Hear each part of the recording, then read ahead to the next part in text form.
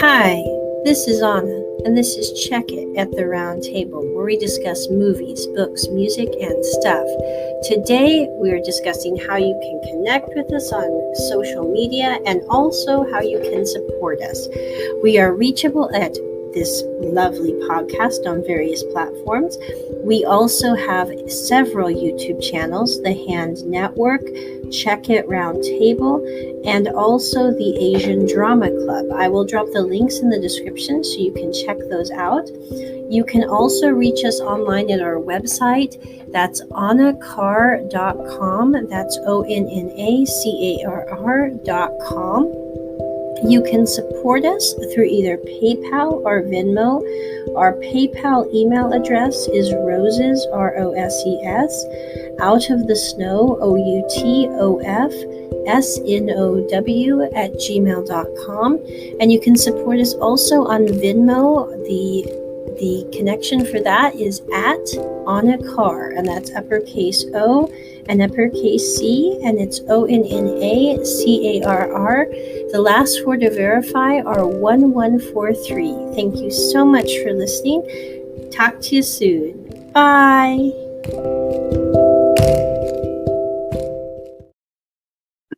This is Anna, and this is Check It at the Round Table, where we discuss movies, books, music, and stuff. Today, we are discussing My Tooth for Your Love, episode 6. This episode is aired on Viki Rukatan. It's an original series. You can watch it with, I think it's free. I pay for premium because I hate ads. I do detest ads. So anyway, I do pay for premium on this. It is rated, I believe, like PG-13.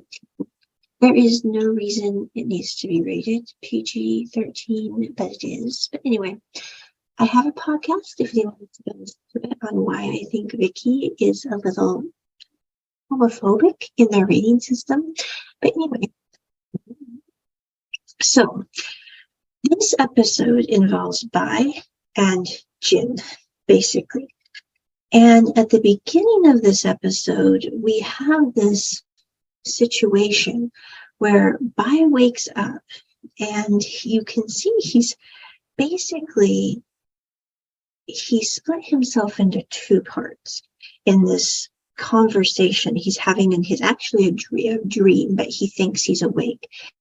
And in this split personality issue, I don't know if you want to call it a split personality, but kind of. He's sitting there on the sofa as his kind of normal, happy, jocular self.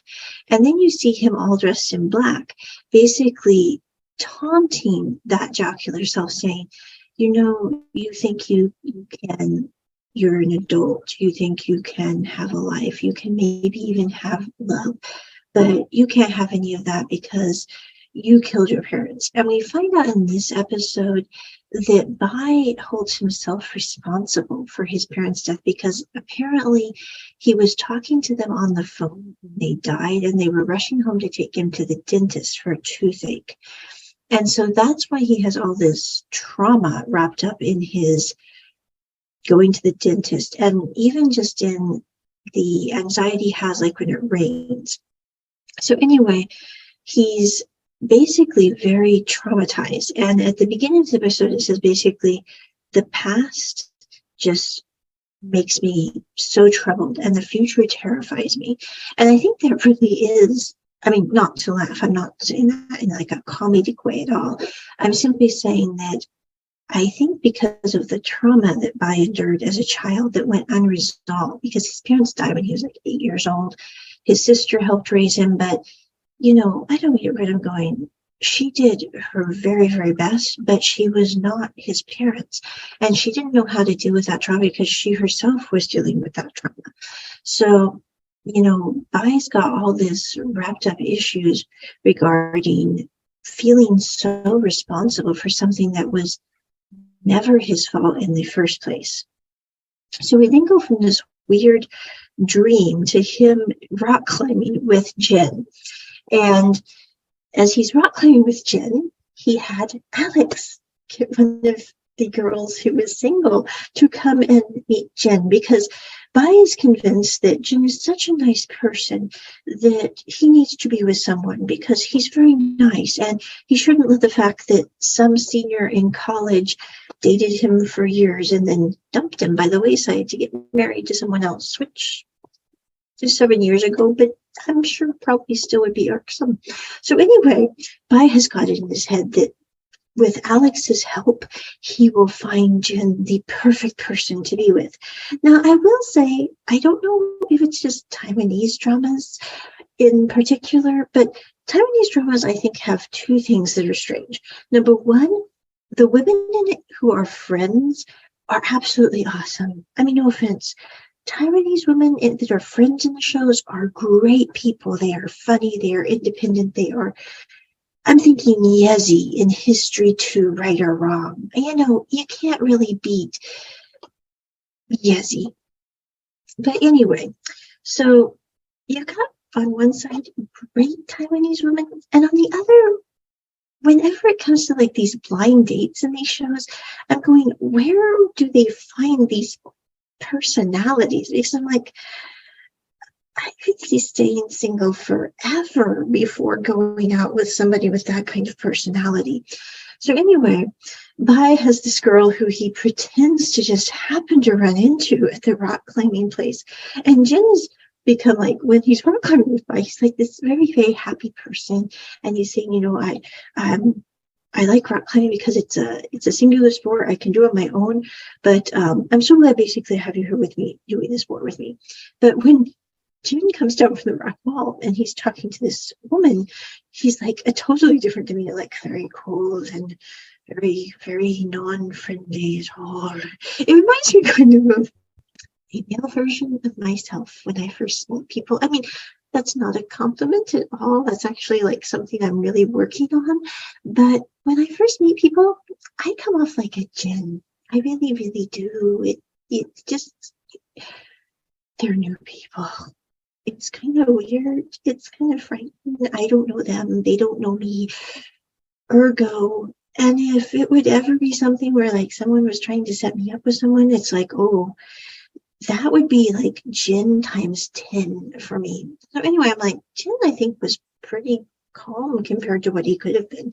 But anyway, he does not like this girl, and this girl is actually starting to flirt with Bai because she finds that Jin is being kind of cold and icy, and so she's like, well, Bai, I think you and I have more in common. And Bai's like, I'm not looking for a date. And if this woman is actually thinking that any available person is okay, she is definitely not the one for Jin. So he actually calls Alex and goes, Alex, where did you find this woman? Because she is like flipping person, like she wants to be with me now, and then she wants to be with Jin, and she doesn't know her own mind. Where did you find her, and why did you think she would be a good fit for my friend? At the same time, Jin comes over in the midst of their chit chat, and Bai saying, I really don't want to be with you, go, Jin. And Jin comes over and he goes, I have your bindum, your two bindums, and this and this and this. And he's like, basically, he's kind of going, woman, leave me alone. I really don't like you, and I want to be with Bai today. So anyway, that's how that little fiasco went. On the way home from the rock climbing, they end up in the car, and as they're in the car, they have to stop the car very, very quickly. And in the midst of stopping the car quickly, Bai goes into this like trauma fit. I don't mean that bad. I don't know the proper term for it, but he has his ears start ringing. He's trying to talk about many different subjects at once. He's very incoherent. And so Jin pulls the car over, goes and gets him some water, puts him in the back seat so that he didn't want him in the front seat, so he had more space kind of to calm down, because he really did have like this kind of panicky attack. So at the end of it, Bai says, I really didn't want you to see this side of me again. And Jin's like, I don't care about the panic attack issue or the severe anxiety, but I am kind of curious what caused it. He said, well, I really don't want you to tell my sister. And he says, well, I won't tell your sister, but I would like to know what's going on. And there is a really good person I know who's a specialist like a counselor or a therapist who could help you with this anxiety. Because maybe if you were able to deal with this issue, which is causing your panic attack, you would be able to not rely on your sleeping pills so much. And I was like, well, I want to tell you a joke about Ming. Well, Ming had a toothache when he was a kid. And then Ming's parents were coming home in the rain and they had a car wreck. And Ming had to listen to all the crashing and the terrible sounds of them dying. And Jin is like, oh, that's why. And he said, so you were Ming? And he's like, no, I'm telling a joke. But he's not telling a joke. And so at the end of that, Bai then gets back in the front seat. And Jin is like, it's not your fault. He said, why are you carrying this burden for something that isn't something you should be carrying the burden for? He's like, if you didn't do anything wrong. He's like, you've been carrying this weight on your shoulders that you killed your parents, when he said you had nothing to do with them dying. You just happened to be the one who they were basically coming home to. I mean, he doesn't go into that whole litany I am, but I'm just saying, he's sitting there going, you've been feeling responsible for something that you had no control over and that was not your fault at all. And I think it's kind of interesting because when people get into a traumatic situation, oftentimes they blame themselves for things that really have nothing to do with them. I mean, and it's very easy to sit there and go, you had nothing to do with them as someone on the outside. But for those who have endured the trauma, it's very hard for them to differentiate between the fact that they were in the trauma and the fact that they have nothing to do and were not responsible for that trauma. And I think that's what Bai cannot really work his brain around at this point in time. Now, also, right before he had the little panic attack, Jin was talking to him in the car, and he's like, why did you have that girl meet us at the rock climber? Now, I'm with Jin on this, not because I think he should date Bai, although I think they're a nice couple, but I'm with Jin on this because I'm like, I really don't know why Alex thought that would be a good fit for Jin. I mean, no offense, I'm like, I wonder if Alex was trying to self-sabotage this situation so that Bai would end up with Jin. But anyway, I don't know. Ooh, that's a new theory, a new little rabbit hole. But anyway, Jin is sitting in the car and he's like, I asked you to go rock climbing with me today as kind of an outing and a date. And then you have me meet this girl at the rock climbing wall, which just seems kind of strange overall in consideration. And he goes, and Bai's like, well, you tend to like sports that you're a loner. He says, I like horseback riding. And he's like, you really do like loner sports. And Bai says, for me, I like having food and lots of people around me. He says, you should come and we should have a lot of food sometime. And so Jim says, well, are you asking me out? And he's going, I'm just saying we could have food together. I think it reminds me of the not date meet. No, what was it? With Brainy and Neanal, when he comes in and goes, I'm just wanting to be clear, I am here, but I am not here for a date. It kind of reminds me of that situation. But anyway, so they have this little conversation back and forth. And I think that the issue is Bai does not feel that he would be a good fit at all for Jin, because Jin has, to all intents and purposes, to the outside world, he has everything together. He's running the clinic for the dental care. He's got his life in order, his ducks in a row, all that. And plus, he did have the trauma, apparently, of 7 years ago, a senior who he dated for like years, dumping him and getting married to someone else, like on a whim, apparently. So I think with Bai, he's saying they're going, Jin deserves to be with someone, but he deserves to be with someone who will be more capable than I am.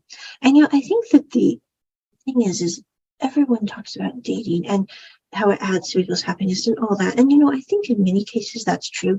But for those of people who are the overthinkers, dating poses many problems. And one of the biggest problems, if you think things through to the nth degree, is the fact that you have to sit there and go, dating is not supposed to be just about your happiness. I mean, your happiness is good. Your happiness is fabulous. Your happiness is, wonderful. I think you should be happy.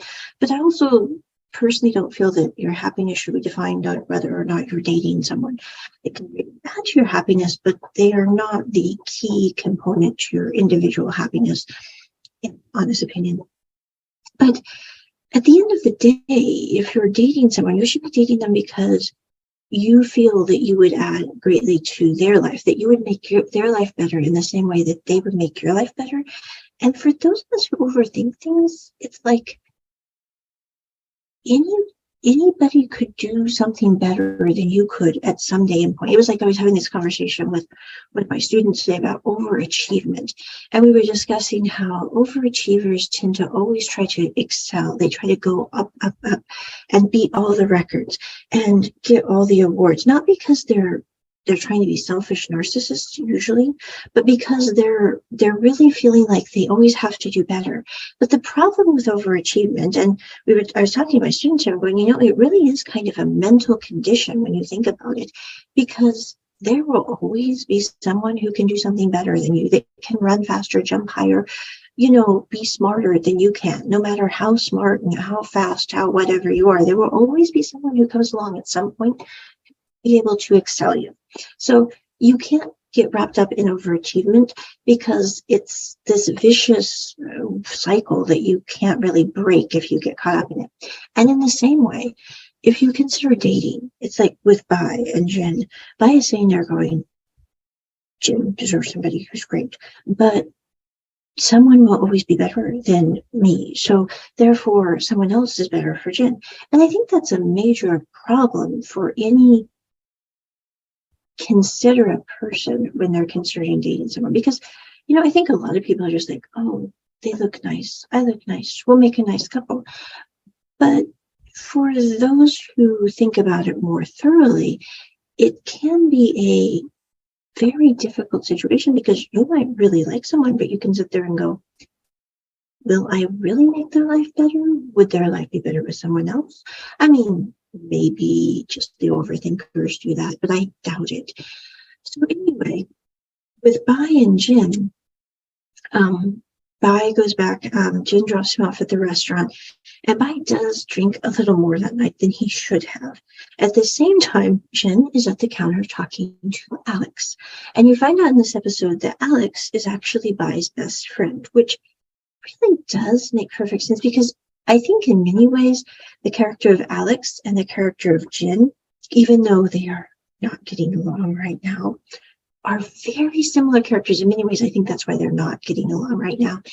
But Alex and Jin are talking, and Jin goes, he really does have some serious psychological issues that he's dealing with, Alex. And Alex says, yes, I know, I've worked with him. It gets especially bad when it's rainy outside. He just starts basically freezing up and not being able to handle things well. And so Jin's talking to him, and he says, are you wanting to be with Bai? Will your family be okay with you being with somebody like Bai? Now, I don't know if he's referring to, if Alex is talking about Bai because they're going to be a homosexual gay couple, or if he's talking to Bai because Bai has some significant emotional traumatic issues that he has to deal with. But anyway, Jin is looking at him and goes, it really doesn't matter what my family does or doesn't think. It matters if I and I would want to be together. That's the important thing, really, in this situation. And he says, now, Alex, how do you feel about me and Bai? And Alex is like, so are you asking for my approval? And he's like, I don't need your approval, but you are his best friend, so I want to know how you feel about this. And Alex kind of in a way reminds you of, if you saw We Best Love, the cousin in We Best Love that had, what do they call it? Emotional affective disorder. I don't remember the specific topic, but basically no personality. He doesn't feel sadness or happiness the same way that most people do because of the way his brain works. But in many ways, I think Alex is a lot like that cousin, because I know they say that those people do not feel emotions at all. That cousin definitely did. He just was very hard at expressing it.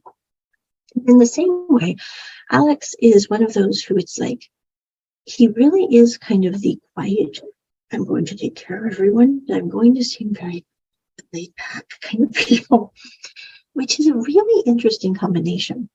But anyway, so he and Jin have that talk together, and then Bai and Jin go and chat. Bai and Jin go out to the porch and have a little visit. It's during that visit that Jin tries to talk to Bai about maybe being more than his dentist and friend.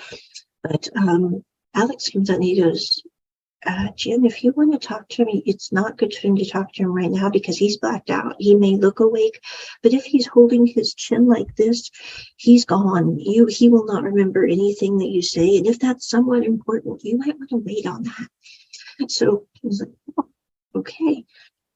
Simultaneously, we have, his name is Hee Queen, and he comes up to Alex and he's like, I want to make drinks because I've gotten all the serving jobs done, and I could be a bartender. That way you wouldn't have to buy a new bartender, which is expensive. You wouldn't have to pay them.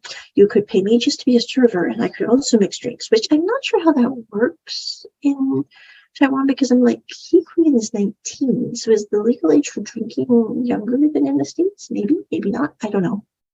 Maybe you can mix drinks, but you don't have to drink drinks. I don't know. But anyway, Alex is like, you want to make drinks? I mean, no offense, he's just like, this is weird. Also, that same night, Hee Queen comes over and he's basically kind of asking why Alex is always behind the bar right now. And Alex is like, well, to be honest, I am terrified because some random person might come up and kiss me when I'm delivering their food and their drinks. And that is a frightening perspective. And Hee Queen goes, what kind of person would do that? That is terrible. And he walks off and Alex is like, I'm sorry. I found that very funny. So anyway, Alex does teach Hee Queen how to make drinks.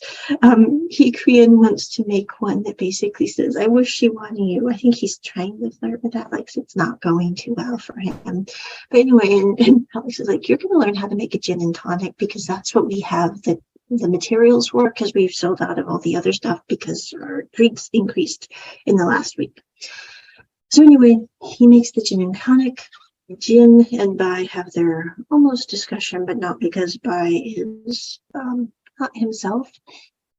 The next day, I believe, I don't know, somewhere in there, Bai brings his liquor dealer to come to Jin's dental office because he's like, she's nice, she's pretty, Jin will like her, she has a bit of a toothache, this will work. And he doesn't have any, he called ahead to make sure he didn't have anyone till 5 o'clock. So the liquor dealer and Bai come, and Jin gets really ticked off at this point. And he does take care of her tooth, and he, has her go to where she needs to go. But then he says, Bai, you and I need to talk. So you cannot go with your friend. We need to talk. And so he takes Bai upstairs and he's like, Bai, why do you keep throwing people at me? He's like, I don't understand why you keep throwing people at me. I'm really fine. I don't need you to throw people at me. And Bai's like, well, you're very nice. Even though, to the exterior, you can be cold and annoying, and, to your friends, you can be downright irritating, but you do have some nice personality traits. And you shouldn't be alone. You're someone who appreciates that. And he's like, you think I'm nice and you get along, I get along well with others once they warm up to me and I warm up to them. But did it ever occur to you that I might have found someone like that I like already? And Bai's, I don't remember, Bai is like very clueless. And when it comes to this kind of thing, he's like, yes, it did occur to me because you had the senior that you liked who dumped you and married someone else 7 years ago, and you liked them. And Jin is like, that's what you think I'm and you can tell Jin is going, I'm not able to get through to his head. And by saying they're going, and you're probably mad at me because I drank too much the other night. I drank more than usual, and I don't know if I did something stupid. I don't remember doing anything or saying, and you can see poor Bobby sitting going, what I do, when he really didn't do anything. So anyway, at the end of the day, Jin is trying to figure out how to explain to Bai that it wasn't the senior that he was thinking about at that point in time, when lo and behold, the senior comes walking into the clinic because he has the 5 o'clock appointment. And there's Bai, there's Jin, and there's the senior.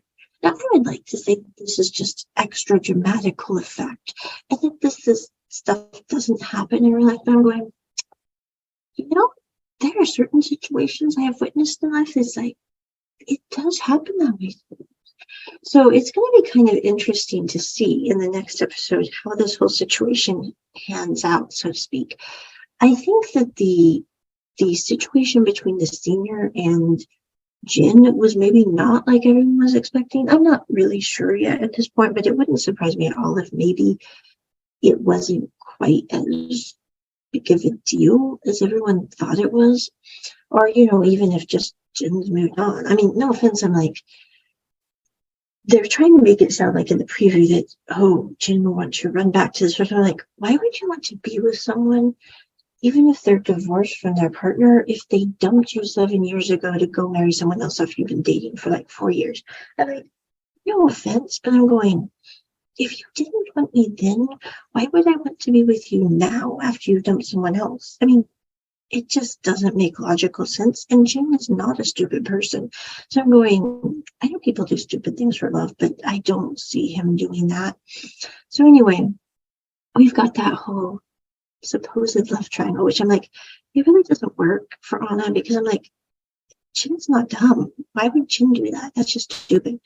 So anyway, now I do think there are some issues with the current storyline, because I'm like, Bai does have some significant traumatic issues. That does not mean that Bai could not be in a relationship. It simply means that Bai would have to be with someone who is very understanding. And although Jin is a very thoughtful person, I'm just not sure how well that would balance. And also with the whole Alex and He Quinn thing, I'm like, that's going to be, I think, for me, the most interesting thing to see about this story. Because I'm like, it wouldn't surprise me if with Bai and with Jin, things work out very well. And also, I think with Jin and with Bai, being with someone like Jin would help Bai to gain more courage in his life. Like, I don't remember, but he was able to go to the dentist. He was able to handle things that he normally isn't. It doesn't mean that Bai might not have some lifelong issues that he has to deal with, but it does mean that being with someone who encourages you helps you to deal with those issues better. It reminds me of, like, I'm not sure I'm going to do a podcast on the Love is in the Air series for multiple reasons, but I did watch the final episode yesterday when it aired. But the thing that I think is interesting about that series is I hate the stereotyping in it, and I really hate many, many other things about that series, but that's not for that rant is not for this podcast. But the one thing that I did like about that series is how, with the character of Sky, he was able to pull himself out of the stigmatism, the blame, and the emotional trauma that he had dealt with for so long, with the bad things that happened to him because of Propound. That doesn't mean that it made everything better, but it was so cool to see in that final episode how that relationship, as it were, really helped Sky become more person who he was supposed to be. And I think at the end of the day, I mean, everyone says, people get in a relationship for love or for sex or for money or for whatever reasons. But I think at the end of the day, our relationships should make us even better people than we are to start with. They should encourage us to be braver, to be smarter, to be stronger than we were before. And it was really good in the Air to see how that worked out with Sky, because he really did become such a interesting person when his walls were down. And so I'm really looking forward to seeing, like with Bai, how that story develops, how that changes and morphs with him as an individual, as he slowly begins to trust Jin. Now, I don't know if it's going to be smooth sailing. Of course not. It's a Taiwanese drama. There's always going to be a little bit of something coming up. Nothing huge. But anyway, I would give this episode a 9 out of 10. There was some corniness, I will admit. It is Taiwanese drama. There's going to be a little bit of, sound effects and things like that. But overall, I really did like it. And I'm looking forward to next week. So that is my review of episode 6 of My Truth, Your Love. Check it at the round table. Bye.